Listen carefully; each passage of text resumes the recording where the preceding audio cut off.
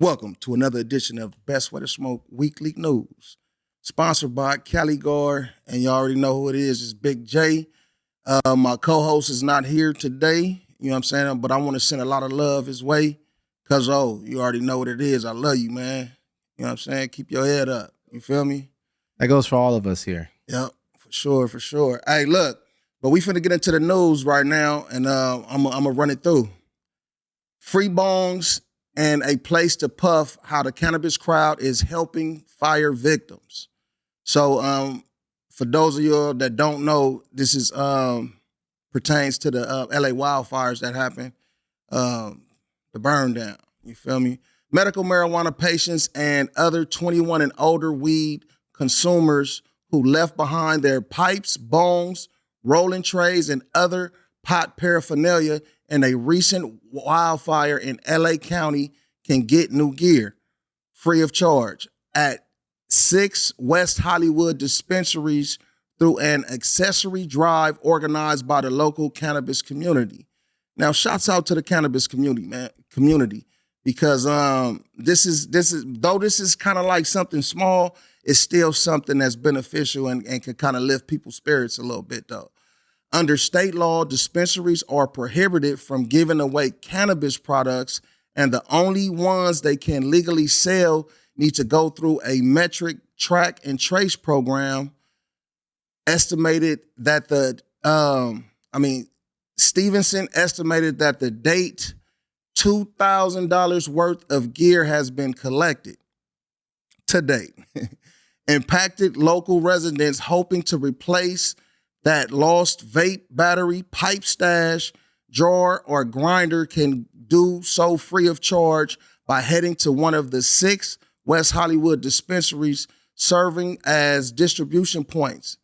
Com West Hollywood, MedMan West, Pleasure Med, Urban Leaf, Woods, that's a crazy one, Woods, WeHo, and Artistry West. Those are places that you can go, bring in something and you can get something to probably lift your spirits a little bit, though. New California marijuana trade group aims to derail impending tax increase. This right here would be nice. You know, we talk about this all the time. So this would be nice if they did stop and derail the taxes increase that's coming, though, because right now the excess tax increase is 15%, expected to go up to 19%, the extra 4%. A new marijuana trade group in California representing the state's largest retailer aims to improve legislative policy for the industry, which is bracing for a potential tax hike in July. 2025 is coming.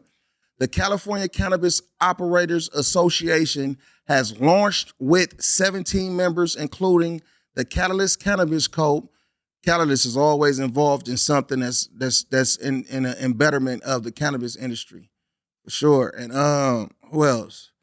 The Catalyst, Embark, Steezy, which operates about 75 retail outlets combined. The group is led by Executive Director Amy O'Graham Jenkins, who has lobbied for marijuana reform for more than a decade as founder of Sacramento-based Precision Advocacy and led lobbyist for the California Cannabis Industry Association. Jenkins told Green Market Report that COCA's top priorities are preventing an expected state cannabis excess tax hike from 15% to 19% on July 1st and establish new regulations for intoxicating hemp products and operators, though. So like I said, man, that's a lot. So like I said, we talk about this all the time. So yeah, a lot of us see the glitz and the glamour of the industry, the functions, the dispensaries, the different things that's going on, but we don't know what's going on behind the scenes, though.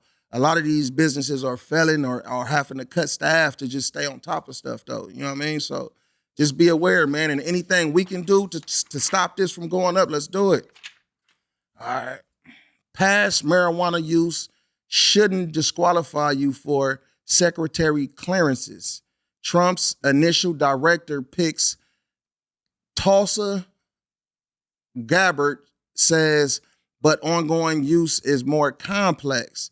So look, just a real quick breakdown. She is cool with smoking marijuana and shit though, but it sounds like in this message I'm finna deliver, it sounds like she's more like saying that prior use is not a problem, but using it, while you working is a problem though. But I think she want to smoke too though. President Donald Trump's choice to serve as Director of National Intelligence, former Rep. Tulsi Gabbard, says that past marijuana use should not disqualify a person from receiving a secretary clearance. And that clearance is kind of like being able to know different information and stuff like that and have, know things that the common folk don't know. But ongoing use of cannabis is more complex. Eligibility consideration. Over her 8 years in Congress, Gabbard established herself as a leading advocate for marijuana and hemp reform by introducing numerous pieces of cannabis legislation and actively working to build bipartisan support around the issues. I'm gonna say it again, though. It sounds like she believes it's okay to get elevated. You know what I mean? The nominee was also asked more broadly, do you believe that cannabis should ever be a basis for denying an individual eligibility for access to classified information? Again, she said, reiterating that security clearance decisions must be made on case-by-case basis. Taking into account the individual's overall judgment, reliability, and ability to safeguard classified information. You know what I mean? I think we put you in a good place. Cannabis puts you in a good place, though. So I think that you should be able to blow no matter where you go and what you're doing. Big beard, bitch. Man. Colorado aims to heavily restrict legal weed and psychedelics thin out of social equity funding. Colorado's marijuana industry should be limited to half-gram joints. Its newly approved psychedelic space banned from making infused products like mushroom chocolates or gummies, and state lawmakers approved a bill proposing tighter marijuana and natural medicine regulations. This comes like with a part of like the reclassifying it. You know what I mean? These type of things that they're gonna want to control. Senate Bill 25-076, introduced January 22nd, will prohibit dispensary customers under the age of 26 from buying certain products. It would also add more labeling and potency requirements to products at dispensaries and mandate the inhaled marijuana limit inhaled marijuana be limited by weight. If the Senate Bill 076 is approved, psilocybin extracts and edibles would be prohibited from Colorado's regulated psychedelic spaces. The state just started accepting healing centers and related applications less than a month ago. The Colorado Social Equity Marijuana Program, intended to encourage cannabis entrepreneurs from culturally and economically diverse backgrounds, would no longer be limited to only marijuana licenses, despite being completely funded by marijuana tax revenue. Get it together. You know what I'm saying? It sounds like the higher ups, y'all need to get it together though, so we can have our natural healing medicines.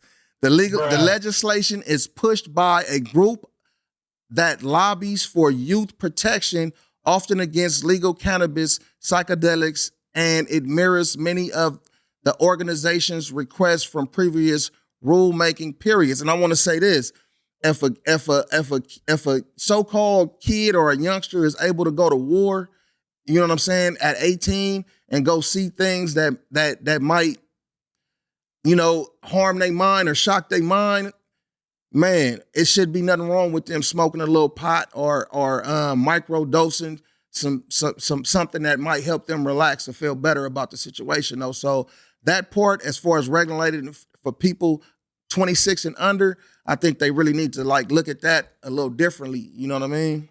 Moving on. Robert F. Kennedy, man, he done said a whole bunch of crazy stuff though. You know what I'm saying? A whole bunch of crazy stuff. But this is what he's saying right here, though. He says he'll defer to the DEA on marijuana rescheduling as Trump's health secretary while dodging questions on legalization support. Robert F. Kennedy Jr., President Donald Trump's nominee to lead the U.S. Department of Health and Human Services, says he will defer to the DEA on marijuana rescheduling if confirmed. And he'd like to review the data that led to the health agency's recommendation for the reform before he potentially embraces it, despite his previous repeated calls for cannabis legalization. So for those of y'all that don't know, so drug addiction and all that has been a part of, you know, his you know, certain parts of his family tree and him and stuff like that. So at first, he had a big push for it, you know, pushing for cannabis to be reformed and a lot of good benefits to come out of it, though. Among cannabis stakeholders, Kennedy's nomination to lead the nation's top health agency approved to be one of the most promising Trump administration developments, given his vocal advocacy for ending cannabis criminalization and replacing the policy with a system of regulated marijuana sales where products are taxed and resulting revenue is earmarked toward supporting substance misuse treatment.